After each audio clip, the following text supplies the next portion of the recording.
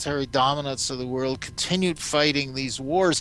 It's become the American way of life, and he, unfortunately, doesn't have the power to curb this.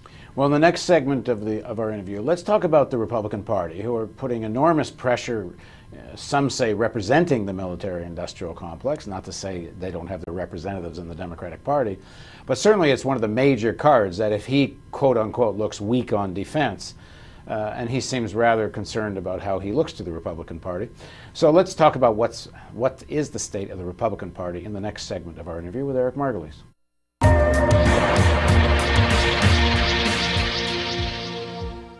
Welcome back to the Real News Network. I'm Paul Jay in Washington, and joining us now from Toronto, Canada, is Eric Margolis. He's a journalist who's covered Afghanistan, Kashmir, South Africa.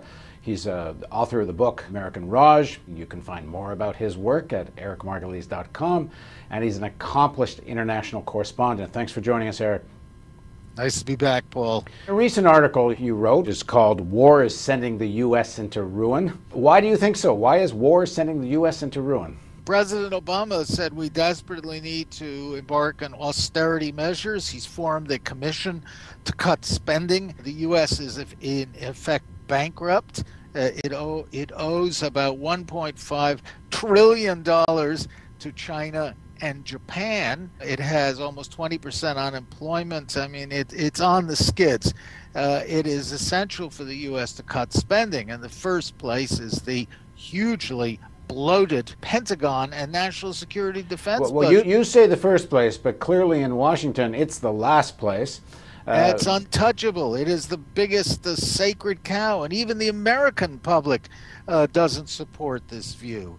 But, you know, you can't have guns and butter, and unfortunately, the current administration wants both. All right, well, let me cite some of the numbers you give in your article. In a budget that he's sending for 2011, a $3.8 trillion budget, the cost of the military is going to be close to a quarter of that, almost $1 trillion. The military budget now includes spending like basic Pentagon budget of about $880 billion. Its estimated secret black programs that are not publicly on the Pentagon pages, $70 billion. Military aid to Egypt, Israel, and Colombia. Military contractors, which are perhaps another 225,000, and it may even be higher than that. It's not always clear how many there are. 16 intelligence agencies with over 200,000 people come in at about $75 billion. Afghan and Iraq wars, which have already cost about $1 trillion, running at about $250 billion a year. The escalation in Afghanistan, another 30,000 troops could add another $33 billion.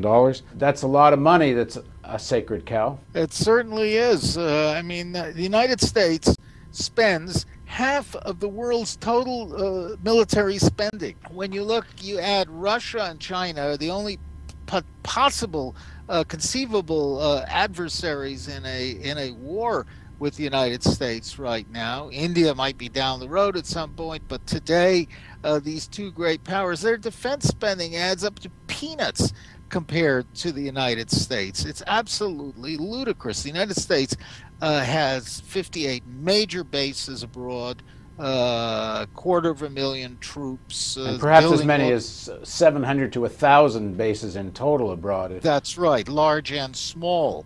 But the U.S. is maintaining the same status posture that the British Empire did, which controlled 25% of the world's surface.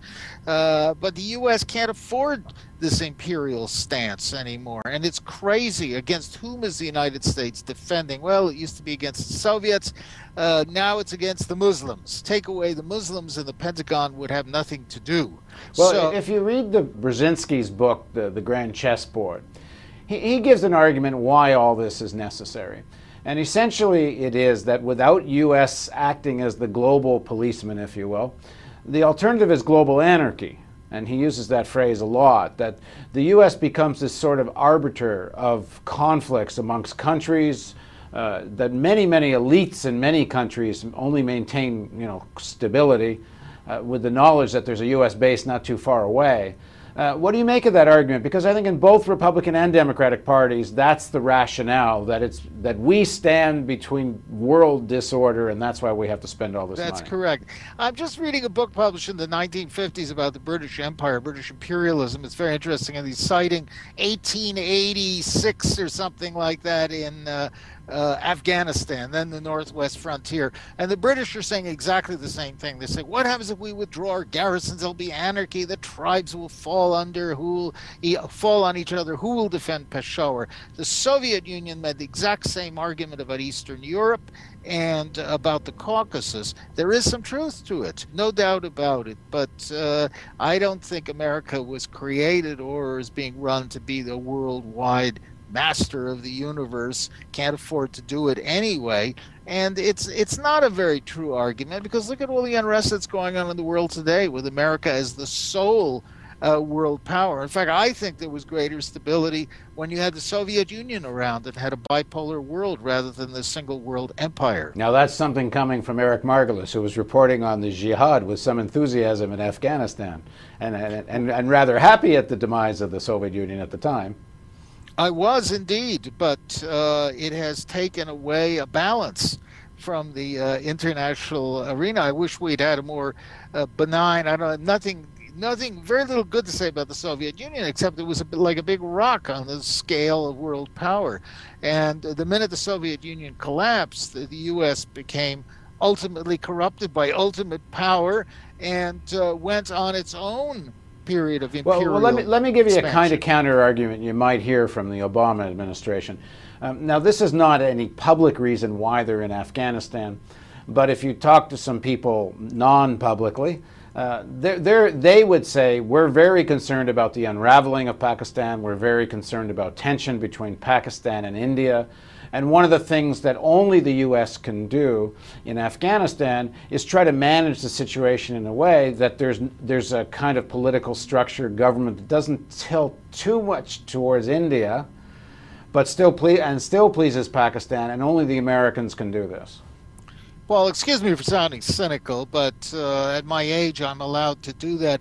The U.S. cannot manage affairs in Pakistan. It cannot manage, the U.S. government cannot manage affairs in incredibly complex Afghanistan. It can't even manage the U.S. Postal Office, which is losing money hand over stamps. Look at the great job Washington did in Iraq, creating an unbelievable mess for which we're still paying.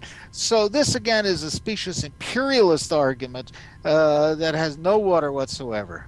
Now, in the Democratic Party, the tradition that President Obama positioned himself as, whenever asked about where he is on foreign policy, he would always start with Truman, and he would talk about being in the traditional U.S. pragmatic foreign policy. He would go from Truman. He would even include Bush Sr. At times, he'd include Reagan. What is this outlook of the world that sees this sort of democratic mission, which is shared by both parties? There's safety in number with past presidents, for sure. And there is a strong internationalist, imperialist impulse in the Democratic Party as well as the Republican. It's not just as strong. But, you know, take Afghanistan. The United States, by entering the war in Afghanistan, has created the current mess in Pakistan and has turned the whole kind of 170 million Pakistanis against the United States. And now the U.S. is saying, well, if we withdraw, there'll be a mess in Afghanistan and Pakistan. We created it. The best way to end these messes, dangerous ones, is for the U.S. to withdraw. I think if Harry Truman had been president, he would have said, get your troops the hell out of there and let's shut down this war before we sink any deeper into the morass. Well, in the next segment of our interview, let's talk about the politics of taking on the military-industrial complex. Why is this enormous budget such a sacred cow? Please join us for the next segment of our interview with Eric Margolis on the Real News Network. Let's look next at Sunstein's fourth thesis, that 9/11 conspiracy theorists, being extremists, are likely to become violent with terrifying consequences. He could not be more right.